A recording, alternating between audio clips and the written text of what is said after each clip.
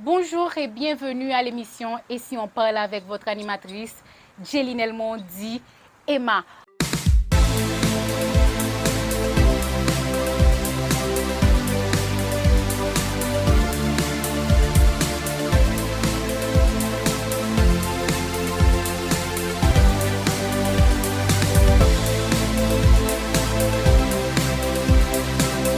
Aujourd'hui, et si on parle du gender fluid ou personnes non binaires. Alors, on est déjà bien installé.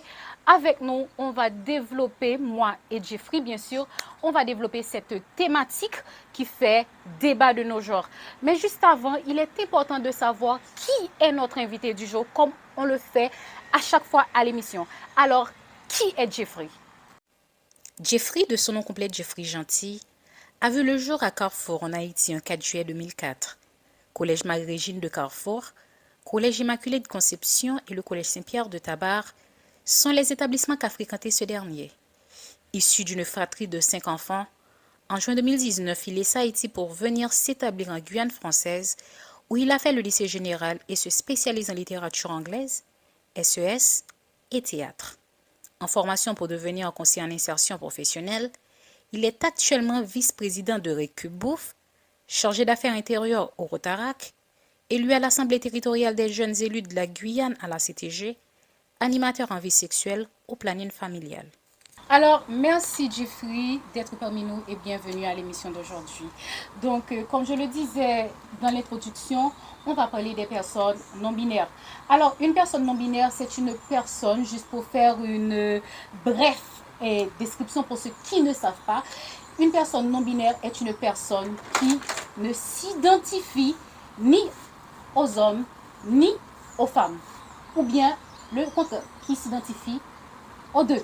Alors, j'ai avec moi Jeffrey, une personne non binaire qui va parler de son expérience, de ce qu'il a vécu. Donc, à travers cette expérience, on va apprendre et peut-être ça va nous motiver parce que je sais qu'il y a des personnes non binaires qui regardent l'émission. Alors, on va voir avec Jeffrey donc ce que c'est. Alors, Jeffrey, tu te dis non binaire. À quel moment de la durée, à quel moment tu t'es dit en fait que je suis non binaire?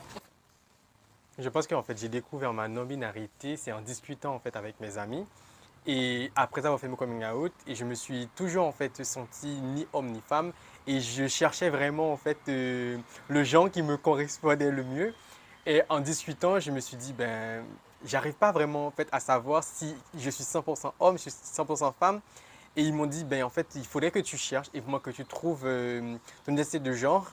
Et lorsque j'ai fait mes recherches, ben, c'était la non-binarité qui me correspondait le plus. Est-ce qu'on peut dire que la non-binarité est une sorte est-ce que c'est un problème psychologique? Pardonnez-moi si je le dis, je ne suis pas méchante, mais est-ce que le fait de se chercher, on ne peut pas qualifier la non-binarité à une trouble psychologique, en fait?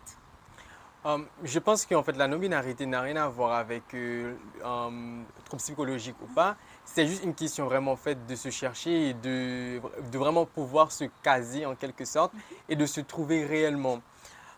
Sincèrement, euh, ma non-binarité, c'est surtout le fait que j'avais du mal déjà à trouver les vêtements qui me correspondaient le mieux, de pas vraiment en fait rentrer juste dans une case. Et aujourd'hui, ben, je fais les magasins, mais je choisis juste en fait les vêtements qui me plaisent et c'est tout. Quel genre de vêtements qui te plaisent maintenant? Alors aujourd'hui, je alors aujourd'hui, je vais plus en fait dans les rayons hommes ou femmes pour rechercher mes vêtements. Je vais dans les rayons, je cherche les vêtements et ben, je choisis et c'est tout. Ok, est-ce que se dit non-binaire aussi, n'est-ce pas une façon d'affirmer son homosexualité? Être non-binaire, est-ce qu'on est homosexuel au fait? Alors non, la non-binarité n'a rien à voir avec l'orientation sexuelle. On peut bien sûr être bisexuel, être hétéro ou queer et vraiment être non-binaire. La non-binarité, c'est une identité de genre. Aujourd'hui, en fait, je me considère en tant qu'homosexuel, ça c'est mon orientation sexuelle. Et la non-binarité, en fait, c'est vraiment mon identité de genre. Donc, ce qui fait que je ne me considère pas en tant qu'homme ni en tant que femme. D'accord. Alors, Jeffrey n'est ni homme ni femme. Alors, pour ces genres de personnes, on les appelle comment? Parce que parfois, si on dit il ou bien on dit elle, la personne peut se sentir vexée. Donc, parfois, on n'est pas méchant de le dire parce que j'arrive souvent des fois où je me retrouve avec une personne non binaire. Et puis, quand je dis il ou bien je dis elle, je dis est-ce qu'il ne va pas se sentir frustré ou bien se sentir vexé, tout ça? Alors, on dit, on les appelle IL, n'est-ce pas? Oui, Alors, exactement. est-ce que si je vois quelques non-binaires, je dois dire IL, est-ce que tu vas bien? Normalement, oui. Dans la logique des choses, le pronom IL en fait, est utilisé pour les personnes non binaires. Ok. Mais aujourd'hui, en 2023, on n'a toujours en fait pas de civilité pour se définir en tant que monsieur ou madame. Ok. Euh, pour ma part, étant donné que je suis en fait de sexe masculin, je préfère en fait que ma civilité soit monsieur, Ok. mais pour mon pronom, je préfère que ce soit IL. IL. Ok. Alors, une question un peu, comment je vais dire ça? Une question un peu taquinante, en fait. Alors, tu te dis non-binaire, tu es homosexuel, n'est-ce pas? Est-ce que tu penses à la famille? Est-ce que tu penses à avoir des enfants un peu plus tard? Est-ce que tu penses t'installer avec quelqu'un? Je ne vais pas rentrer dans les détails, pardonnez-moi, mais on est là pour ça parce qu'à l'émission ici on parle, il n'y a pas de langue de bois.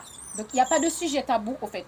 Donc quand il s'agit d'informer et former, on est à l'aise à parler de tout et de rien, comme je l'ai dit à l'introduction de l'émission. Alors, Jeffrey, est-ce que Jeffrey a en tête de fonder un foyer un peu plus tard?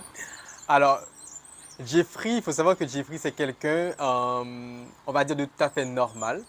Quelqu'un qui se projette dans l'avenir et qui ne s'arrête pas qu'à son orientation sexuelle. Bien sûr, je souhaite mener une vie de famille complètement normale, on va dire, d'après la société. Avoir une famille, me marier, avoir un mari, avoir une maison, un boulot, être cadre. Vraiment avoir tout ce qu'une personne normale est censée en fait avoir. Malgré en fait je suis Ah, normal. c'est ce que j'allais dire parce Oui. que quand tu dis normal, j'allais dire est-ce que tu te sens normal ou bien est-ce que c'est anormal d'être non-binaire, quoi? Non, c'est pas normal, c'est juste que la société ne nous considère pas comme des personnes normales. C'est pour ça que je précise vraiment en fait le mot normal et que ben, ça ne me définit pas en fait. Donc demain, je souhaite tout de suite, en fait, je souhaite bien sûr avoir des enfants, me marier et comme j'ai dit en fait, ça ne m'empêche à rien, mais vraiment. Après, je sais que normalement les gens vont se poser la question, mais comment tu vas faire pour des enfants? Je ne voulais même pas poser la question, mais merci beaucoup. Merci. Allez. Mais il faut savoir que en fait, une personne homosexuelle, c'est pas l'orientation sexuelle en fait, qui fait des enfants, c'est plutôt en fait spermatozoïde. Et Dieu merci, en fait, j'en ai énormément. Donc du coup, je peux bien sûr en fait avoir des enfants avec une mère porteuse et créer et fonder ma famille. Ok. On sait que ce n'est pas toujours facile pour un parent de voir son enfant, je vais dire, entre guillemets, dérouté. Parce que c'est comme ça qu'on l'appelle. On est d'accord. Donc, c'est pas parce que je dis que c'est le cas pour toi, mais c'est pas toujours c'est pas toujours facile d'un parent de voir que ok une maman elle fait un garçon et puis après elle voit que ce garçon là ne se comporte pas comme un garçon. Donc dans ta famille comment ta mère, comment ton père ou ta famille, comment ta famille a vécu ça, ta différence, je vais le dire ainsi. Comment ta famille a vaincu cette différence-là dont aujourd'hui je sais que tu es fière de porter. Comment elle a vécu ça? Juste pour revenir, la société a créé vraiment des spécificités par rapport à qu'est-ce que ça doit être un homme, comment doit être l'homme, qu'est-ce que l'homme doit faire, qu'est-ce que l'homme ne doit pas faire. Aujourd'hui, je peux dire que pour moi, je définis en tout cas mes prochains enfants comme, comme des personnes, mais vraiment sans rien. Et c'est à eux de créer vraiment qui ils veulent être vraiment. Donc s'ils veulent cuisiner, si vraiment mes enfants de sexe masculin veulent cuisiner, bien ça sera en fait avec plaisir. Pour moi, en tout cas, la société de demain, ce sera vraiment une société où on doit choisir vraiment en fait qu'est-ce qu'on doit faire. C'est pas la fille à la cuisine et le garçon va jouer ailleurs. Non, c'est vraiment en fait, on va mettre les enfants sur le même piédestal pour qu'ils en fait, ils puissent vivre leur vie comme ils l'entendent. Pour revenir en fait pour la question pour ma famille, je pense qu'en fait ma mère l'a toujours su, ma famille aussi en fait ils l'ont toujours su. J'ai juste une question en fait d'hypocrisie, mais en tout cas, Quand tu dis que ta mère l'a toujours su, est-ce que c'est, je ne vais pas dire dès la naissance, mais à quel moment? À quel moment de la durée elle a su vraiment que son enfant était homosexuel, si je peux le dire ainsi? mais je pense qu'en fait, comme les gens disent souvent, qu'une mère est toujours au courant de tout ce qui se passe. Ouais. Donc oui, elle l'a toujours su par rapport à énormément de choses. Mais aujourd'hui, on va dire qu'elle fait toujours l'hypocrite. elle... Non, mais il faut le dire Pardon, comme ça. maman. Non, il faut le dire comme ça, puisqu'en fait, elle est bien au courant de ce qui se passe dans ma vie, mais elle ne me pose pas plus de questions que Donc, ça. jusqu'à présent, elle ne digère pas le fait que tu sois un non-binaire. Ah, mais non. Ah, mais non. Mais en fait, pour elle, c'est... Je vais revenir, on va dire, à la réalité, puisque, en fait, d'après elle, je ne suis pas encore dans la réalité. Mais pour moi, en tout cas, ça va parfaitement. Donc, aussi, le plus important, en fait, aujourd'hui, c'est que j'ai construit, en fait, ma vie Mhm. sur moi. Et donc, du coup, qu'elle l'accepte, qu'elle le respecte, qu'elle... Je ne peux pas moi définir ce que j'attends d'elle aujourd'hui Mhm. parce que j'attends presque rien d'elle. C'est juste, il faut qu'elle me respecte et c'est tout. Ok. Et aussi, en fait, j'aimerais juste rajouter que ma mère, elle est au courant de vraiment de tout ce que je fais. En fait, elle regarde mes statuts, donc elle me suit même sur Instagram, donc vraiment, elle est au courant de ce qui se passe dans ma vie. Ok. Et surtout, même pour tous mes déplacements, je vis encore en fait aujourd'hui chez ma mère. Ok. Donc oui, elle est au courant, mais juste que en fait, pour elle, c'est pas encore tout à fait accepté puisqu'elle vit dans le déni et elle pense Mhm. que peut-être avec l'Église, en fait, je vais revenir à la réalité. Ah, ta mère est chrétienne, Oui. j'imagine. Alors, Et je suis aussi chrétien. Jeffrey est chrétien. Alors, comment tu peux l'expliquer ça, Jeffrey, puisque pour nous, les chrétiens, parce que moi aussi je suis chrétienne, donc je sais très bien de ce que je parle. Alors, pour nous, les chrétiens, et quand une personne est, quand on voit ces genres de, je peux dire, de personnes, c'est pas, quand je dis ces genres de personnes, je ne veux pas être méchant, donc je ne veux pas être méchante, pardon, donc c'est parce que, et on nous a conditionnés ainsi. Quand on est chrétien, on voit les personnes homosexuelles, on le qualifie directement au diable. Donc là, tu te dis chrétien. Comment tu l'expliques? Alors, il faut savoir que le Alors, mot tu vas à l'église. Alors non, je ne vais plus à l'église. Mhm, Je vois que le mot chrétien en fait sort du Christ. mhm, Et le Christ en fait, il l'a bien dit. Donc il n'arrive pas à juger. En fait, il n'était pas là pour ça. Donc du coup en fait, les personnes qui vont à l'église et qui pensent que vraiment c'est eux les mieux placés vraiment pour pouvoir juger une personne homosexuelle, mhm, sachez que en fait Dieu il a bien dit que lui il est amour. Donc ça veut dire que là déjà en fait il y a un truc qui n'est pas passé. mhm, Et j'ai arrêté d'aller à l'église puisque j'ai remarqué qu'à l'église, en fait, on y va vraiment pour les gens et non pas en mhm, fait pour prier, et non pas pour soi-même. Et aujourd'hui, en fait, j'ai une bonne connexion avec Dieu. Je prie énormément. Je me base vraiment en fait sur ce que la Bible a dit, malgré, je sais qu'on va parler de Sodome. mhm. Mais en fait, d'après la Bible, en fait, Sodome n'a pas été détruit en fait parce qu'il y avait des homosexuels, mais parce qu'il y avait un peu de tout. Donc, en vrai de vrai, aujourd'hui, on a qualifié en fait les homosexuels comme responsable en fait de cette ville-là. Mhm. Mais en vrai de vrai, en fait, on était tous responsables. Et d'après la Bible, Dieu en fait a dit qu'il m'accepte comme je suis. Donc, bien sûr, je suis chrétien et je crois en Dieu. Tu as une Bible chez toi? Oui. Alors, on va parler maintenant de discrimination. Parce qu'on sait que être différent, parce que je dis différent parce que moi, c'est comme ça que je le vois. On a notre différence. On vit avec notre différence dans la vie. En tant que personne différente, est-ce que est-ce que tu as subi de discrimination, que ce soit au niveau familial, au niveau scolaire, université, tout et tout? Alors, parle-nous un peu de cela, s'il vous plaît. Je pense qu'en fait, la discrimination est partout aujourd'hui Mhm, et quoi qu'on fasse, on sera toujours discriminé. mhm, Donc, autant vraiment faire ce qu'on veut et au moins on est discriminé pour ce qu'on fait et qu'on se sente bien. J'ai été discriminé en fait depuis mon enfance. Et jusqu'à aujourd'hui, en fait, je suis toujours. Mais la seule différence, c'est que depuis mon coming out, ben, en fait, tu peux en fait me discriminer. Mais, mais la seule chose, c'est qu'en fait, toi, tu as le temps en fait, pour me discriminer, mais moi, j'ai pas le temps parce que j'ai un objectif dans la vie. mhm. J'ai été discriminé dans ma famille, battu, à l'école, pareil, le harcèlement. Ton coming out remonte à quand? Ça remonte à 2020, après le Ok, confinement, ok. Ok. après 3 ans. Mhm, Donc, j'ai eu des menaces de mort. Vraiment, en fait, j'ai eu la totale, on va dire. mhm, Mais il y a une seule chose, je me suis toujours dit, en fait, je suis la seule personne qui doit être là pour moi. mhm. Et c'est ce que j'ai fait. Et aujourd'hui, ben, en fait, ma vie est un objet d'art et je vis. Tu vis. Et tu es fier de la personne que tu es.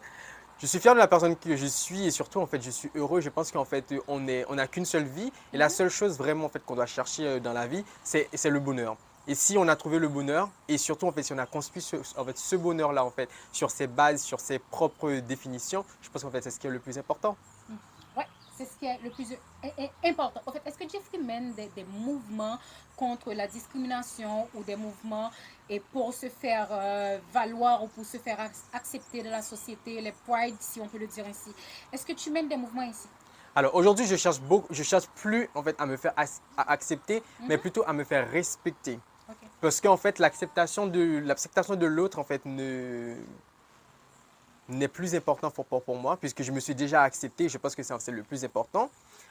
Mais pour les mouvements, bien sûr, en fait, je participe à l'organisation des marches de fierté. Ma vie déjà, en fait, c'est une lutte. Je poste énormément en fait, de choses. Je participe à des débats. Quoi d'autre? On va dire que je mène tellement d'actions dans les associations et tout, et dans ma vie personnelle que je ne saurais en citer. Mais oui, oui, je mène des actions et je fais en sorte que les discriminations que moi j'ai subies, que d'autres personnes en fait dans mon entourage ne les subissent plus. Après ton coming out, qu'est-ce qui a été le plus difficile à vivre pour toi? Après ton coming out, après s'être dit, bon, ok, je m'accepte comme personne non binaire ou je m'accepte comme homosexuel et je veux que tout le monde le sache. Qu'est-ce qui a été beaucoup plus difficile pour toi après? Est-ce que c'est la façon dont ta famille te regardait? Est-ce que c'est la façon dont la société te regardait? Est-ce que c'est la façon dont... Parce que on sait parfois, après les coming out, j'ai un ami qui a fait son coming out il y a un an. Tout de suite après, il a essayé de se suicider parce qu'il était dépressif, parce que peut-être qu'il n'était pas prêt pour ça. Mais je ne sais pas, toi, pour toi, après ton coming out, comment tu as vécu ça? Comment tu t'es senti? Soulagé, libéré ou bien... Voilà, je vais dire déjà en fait que mon coming out, ça a été un coming out voulu et non pas en fait forcé. Déjà. Et après, en fait, je me suis senti bien. Hein. Franchement, c'était vraiment le moment pour moi de me dire, ben, alors c'est bon là en fait. J'en ai eu marre pendant 15 ans de ma vie, quasi 16 ans. Donc, il faut que je lâche. Et non, franchement, pour moi, ça a été vraiment le meilleur moment de ma vie et jusqu'à aujourd'hui. Et j'ai toujours dit que j'ai jamais voulu me suicider puisqu'il y a tellement de choses que j'ai envie de faire. Et surtout, ben, j'ai envie de continuer à vivre, même après ma mort. Il faut vraiment que je fasse les choses dont j'ai toujours voulu faire avant. Donc, non, ça a été pour moi vraiment une bénédiction après mon coming out. Ouais, tu te sens bien dans ta peau. Exactement. Et surtout, en fait, j'ai vraiment commencé à comprendre qui je suis réellement, le potentiel que j'avais. J'ai commencé à lire, à me documenter encore plus en fait, sur ce qui était vraiment une personne homosexuelle. Et ben, c'est aussi en fait, dans un livre que j'ai découvert la non-binarité sur Internet. Aujourd'hui, je lis énormément, en fait, je lis énormément pour pouvoir vraiment être la personne dont je veux être, on va dire, dans 20 ans.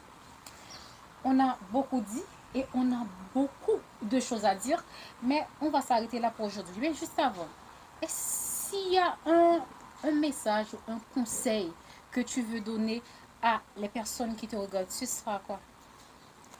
Ben, je pense que vous n'êtes pas obligé de faire vos coming out. C'est le plus important.